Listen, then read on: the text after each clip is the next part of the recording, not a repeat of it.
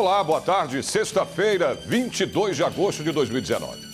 Primeira-ministra da Alemanha, Angela Merkel, afirmou que o fogo na Amazônia é uma situação urgente, que deve ser debatida no encontro de cúpula do G7, que acontece neste fim de semana na França.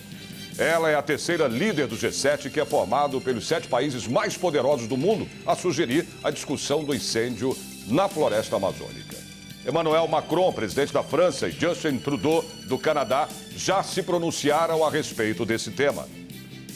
E na manhã de hoje, o governo brasileiro sinalizou a possibilidade do envio das Forças Armadas para combater os incêndios na Amazônia. Vamos saber agora de outros destaques da edição de hoje do Jornal da Assembleia.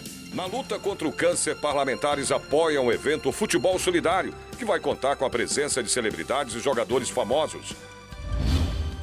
Comissão Parlamentar de Inquérito que investiga a venda de animais estuda a possibilidade de controle populacional de cães e gatos no estado de São Paulo.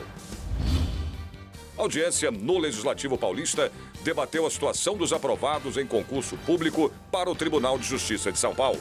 A partir de agora, no Jornal da Assembleia.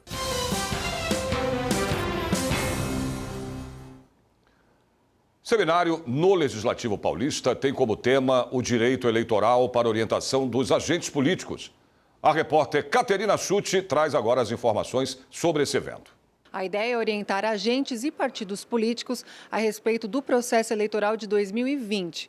O evento oferece orientações a respeito das alterações previstas na propaganda eleitoral, os desafios com as fake news, especialmente em períodos de eleição, e outras informações de grande relevância para o direito eleitoral. É o 4º seminário que a gente faz com esse objetivo de instruir os agentes políticos com autoridades e pessoas que têm toda a expertise nessa área, né? Advogados que vão fazer a sua palestra, cada um na sua área, é prestação de conta, registro de candidatura, é o fake news, que é um problema hoje nas redes sociais e é um tema muito discutido, inclusive tem leis sendo aprovadas aqui na Assembleia quanto a isso, mas também no Congresso Nacional. É o presidente do TRE, o Calduro Padim, que vem falar da biometria e daquilo que, como ele enxerga o processo eleitoral, visto as mudanças na legislação eleitoral, os advogados falando todas essas áreas e também o Ministério Público de Contas, o Tribunal de Contas do Estado, que vem fazer a informação de como se dá aqueles que são impedidos de disputar uma eleição. É um seminário muito proveitoso, é o dia todo na Assembleia.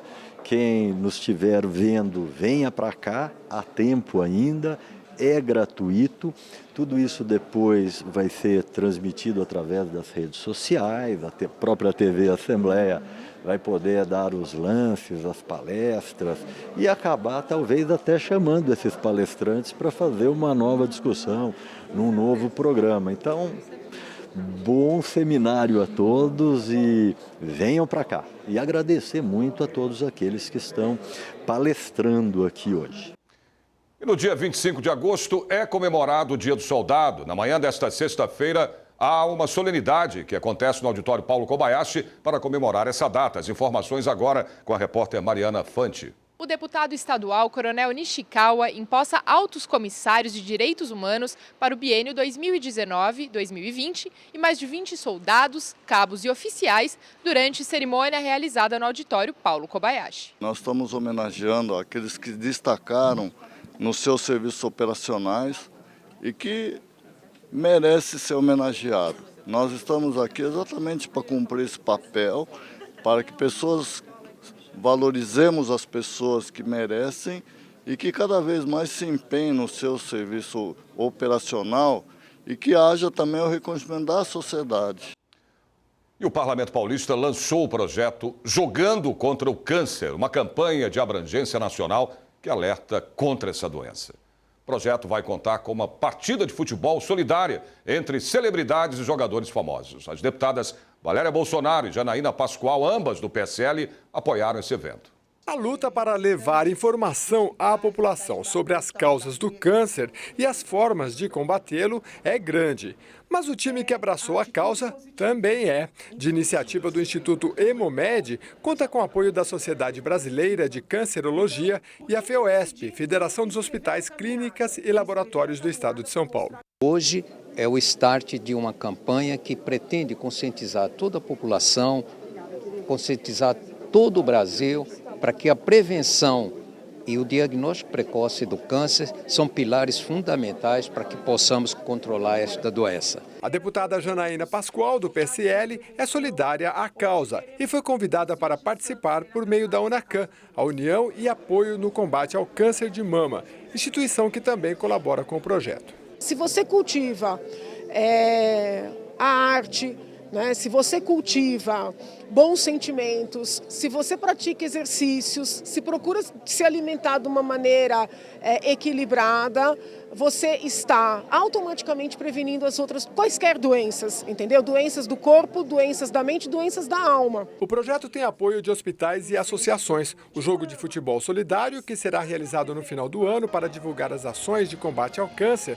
ainda com data e local a serem definidos, terá a participação de celebridades e jogadores famosos, como Tonhão e Alexandre Rosa do Palmeiras, Jameli dos Santos e Birubiru e Dinei do Corinthians. Só pelo fato de você estar jogando contra o câncer essa luta, então a presença nossa já é válida, né? Segundo o Instituto do Câncer, o Brasil tem 600 mil casos da doença por ano. Cerca de 60% dos pacientes chegam ao SUS nos estágios 3 ou no último, que é o 4. Cenário que poderia ser revertido com o diagnóstico precoce. Tudo que a gente precisa é de prevenção. Quanto maior a prevenção, menor será o sofrimento da população.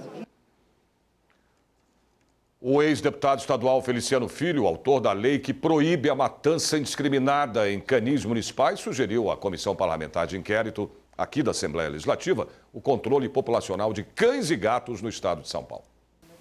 A veterinária Maria Eugênia Carreteiro participou da reunião, onde comentou sobre a proibição da venda de animais, embora reconheça os entraves jurídicos.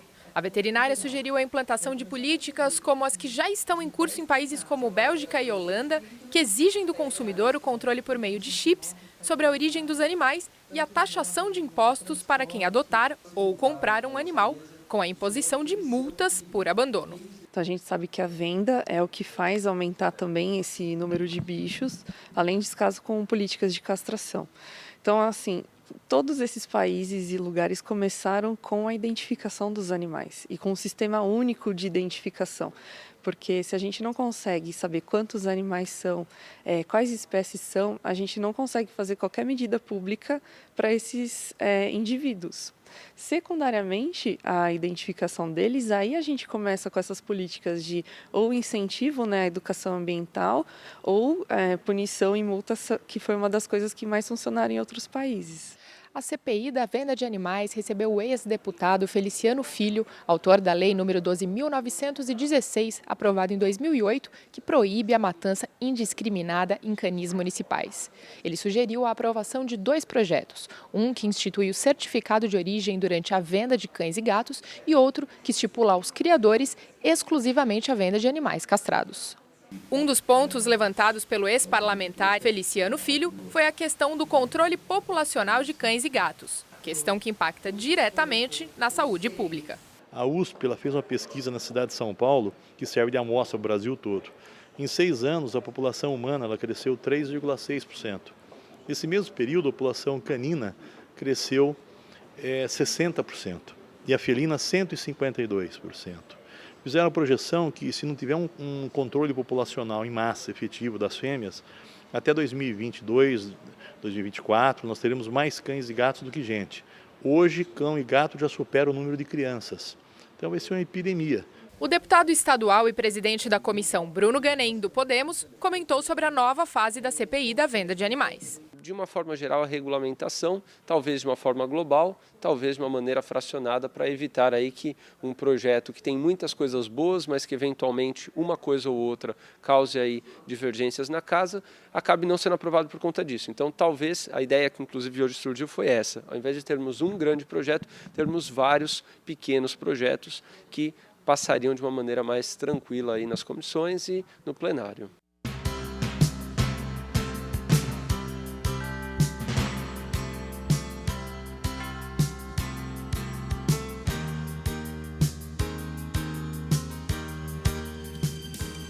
A audiência pública discutiu o abastecimento de água e energia nas ocupações e favelas. É o que você vai ver em instantes.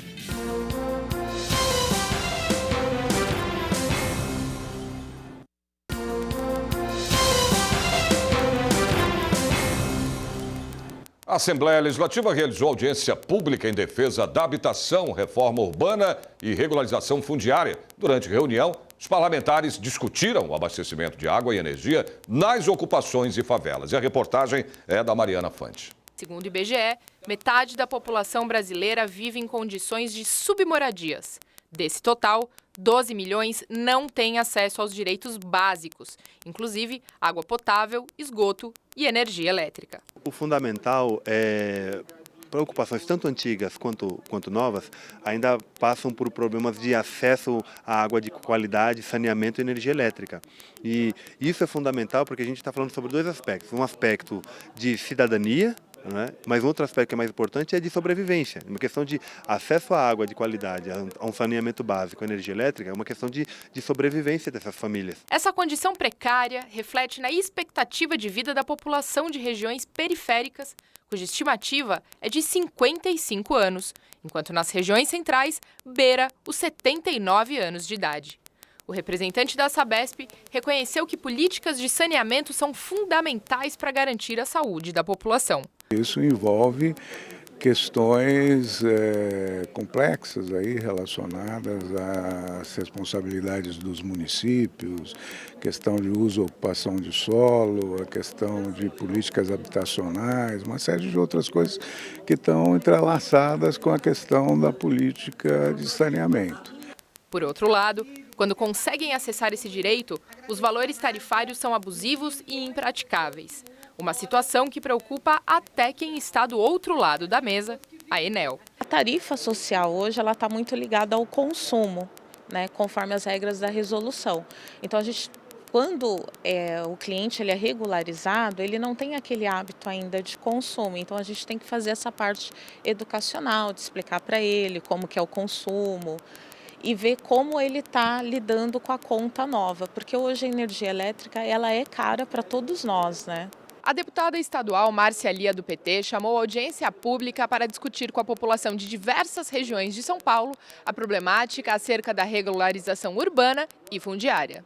Hoje nós queremos discutir exatamente isso, essas condições e quais são os caminhos que a frente parlamentar vai tomar para que a gente possa fazer esse enfrentamento, porque a Enel tem interesse em regularizar, a Sabesp tem interesse, mas esbarra nas prefeituras. As prefeituras não querem regularizar, porque dizem que se regularizarem as pessoas não vão sair nunca mais de lá, né? E na verdade as pessoas não vão sair mesmo, elas ficam em condições precárias porque elas não têm para onde ir. A questão da habitação no Brasil é um problema grave.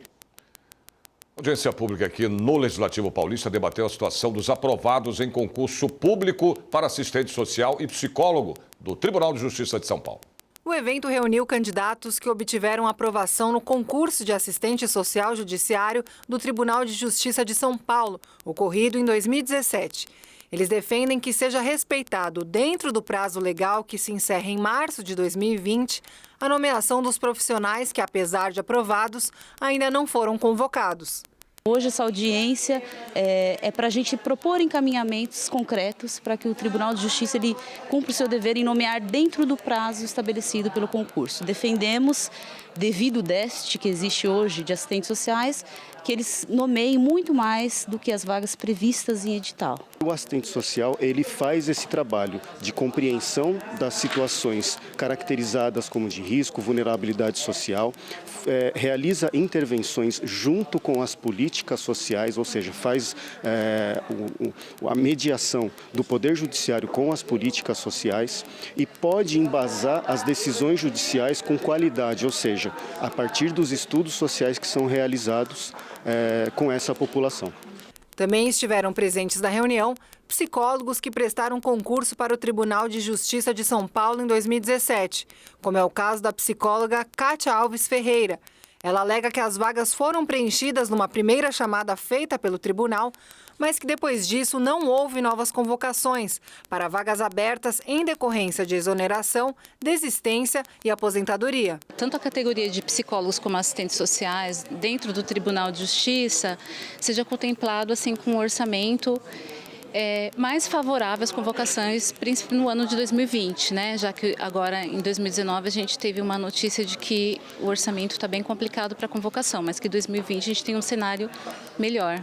É um absurdo que elas não tenham sido chamadas ainda, até porque é um déficit enorme no Tribunal de Justiça dessas pessoas, né? De assistentes sociais e psicólogos, de escreventes também. Então tem que chamar todo mundo. E nós também, aqui enquanto Assembleia Legislativa, vamos aprovar o orçamento para o ano que vem. Eu mesmo vou apresentar várias emendas para que haja destinação de recursos para a chamada de todos os aprovados nos concursos do Tribunal de Justiça. Um prefeito autorizou e o outro cancelou o título de ocupação de terras em Pirapora do Bom Jesus. E mais de 300 famílias vieram aqui à Assembleia Legislativa pedir ajuda. Veja na reportagem da Priscila Silvério. Pedro mora no bairro Parque Paiol 1 há 27 anos, mas ele recebeu a notícia que deve sair de casa. Não tem para onde ir, né? Não tem para onde ir. A única solução é a prefeitura, né? A prefeitura tem que ter um canto aí para nós, que a gente não invadiu. Todos os anos, depois mesmo que ele entrega, ele vai dando documento, vai dando os terrenos para as pessoas, vão doando os terrenos de boca. E quando chega em ano eleitoral, eles vão lá e dão o documento na mão dessas pessoas, assinando, doando por 90 anos. E essas mesmas pessoas estão sendo hoje, vamos dizer, lesadas. Procura lá o prefeito disse que não tem nenhuma responsabilidade. A cidade de Pirapora do Bom Jesus tem 373 famílias que moram em área de preservação ambiental ou debaixo de torres de transmissão. Todas elas correm o risco de perder suas casas. A primeira fase de reintegração de posse já retirou 21 famílias do local. Sara morava na Viela Souza, de onde as famílias foram retiradas. Ela foi com os 2 filhos para a casa da cunhada na Rua das Margaridas, que agora também está em risco. É difícil, né? Você mora tanto tempo num lugar, daqui a pouco do nada aparece, despeja você e fica por isso mesmo.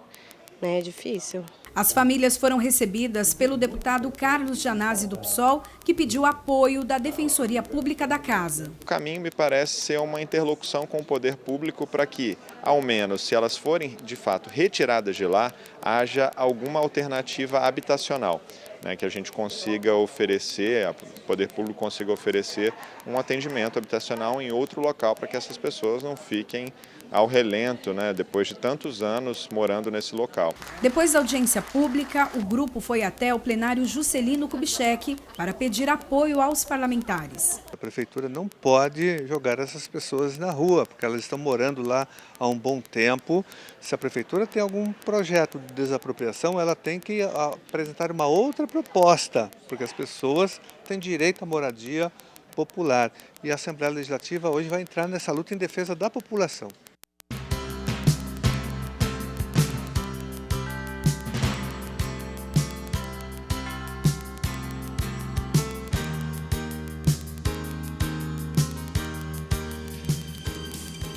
Professores estaduais reclamam da perícia do Estado feita para a contratação de aprovados em concursos.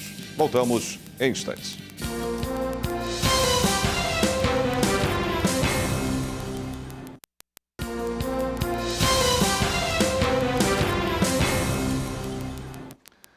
Desde o início do ano até agora, 170 quilômetros de cabos de fios elétricos foram furtados na cidade de São Paulo, segundo o Departamento de Iluminação Pública, o ILUMI, da Prefeitura da capital. Prejuízo para os cofres públicos é equivalente a 2 milhões de reais.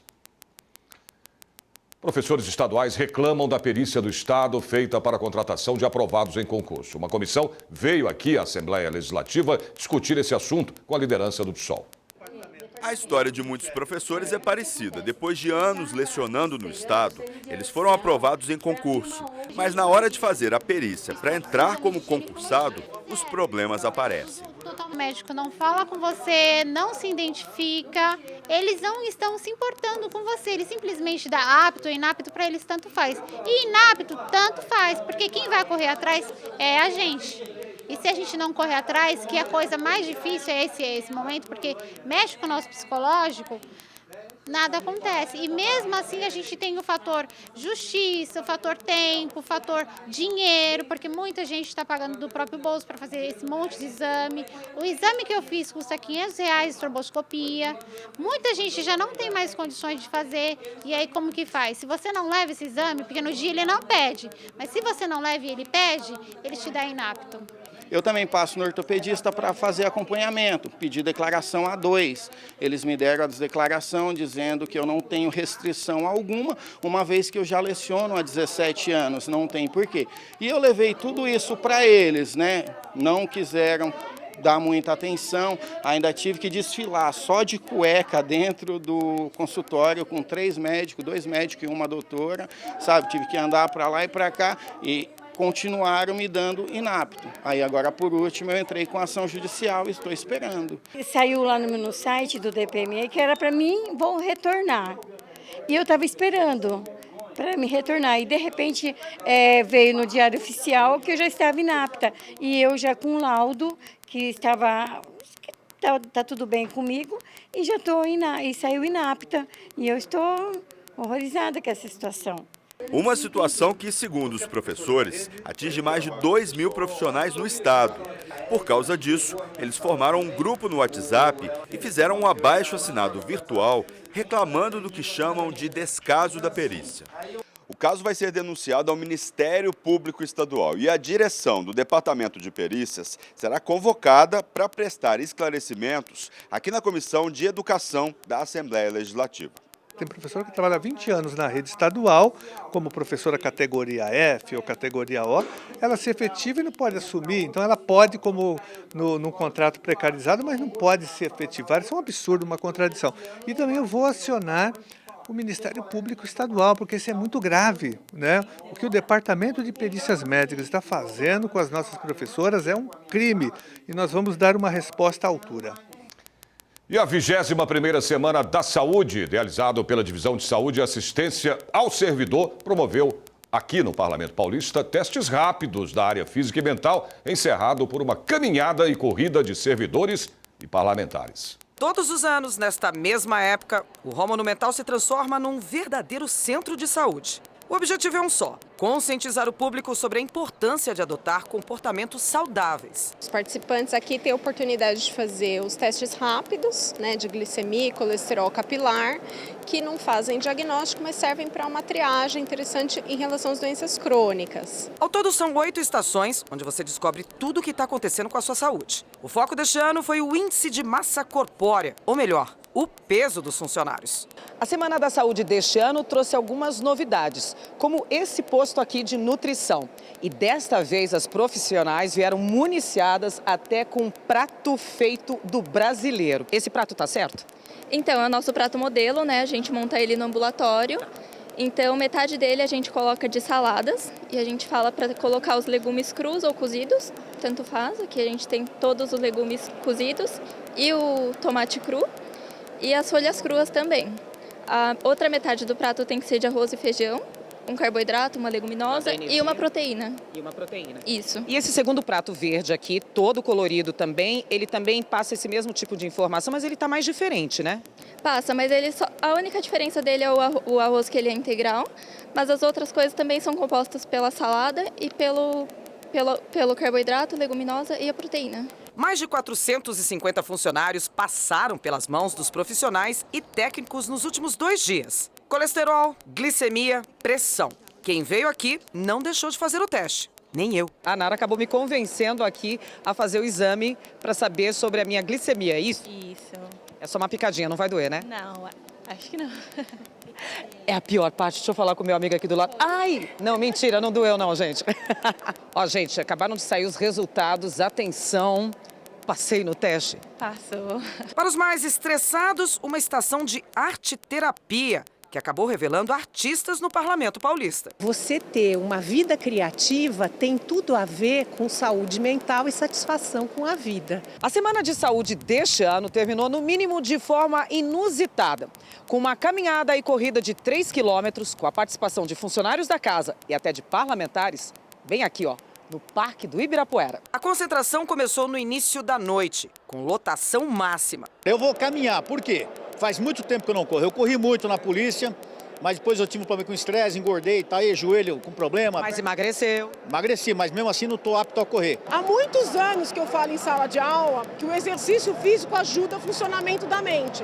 E agora começaram a sair pesquisas acadêmicas, né, dizendo que é verdade. Então, a pessoa que movimenta o corpo, ela também está, vamos dizer assim, irrigando o cérebro. Tento me alimentar bem, fazer exercícios ao longo da semana, tenho uma rotina. Muitas vezes acabo saindo da rotina, mas no final de contas eu consigo, na média, manter uma boa frequência de exercícios, uma boa alimentação também. Nós temos feito um trabalho aqui dentro no esporte, tentar tirar as crianças da criminalidade, através do esporte. Então, eu acho que é uma iniciativa maravilhosa e espero que se repita mais vezes.